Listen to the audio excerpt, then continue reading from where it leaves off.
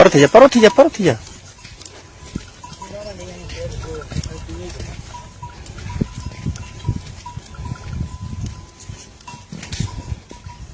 बकऱ्या नकल करिए.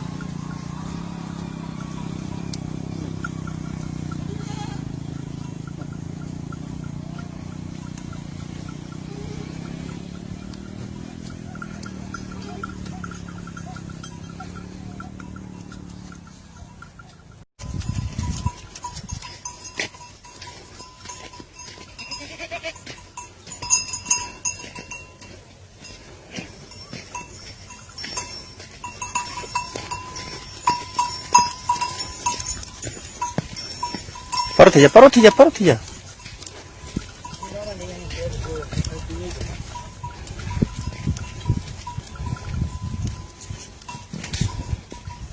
बकऱ्या नकल करिए.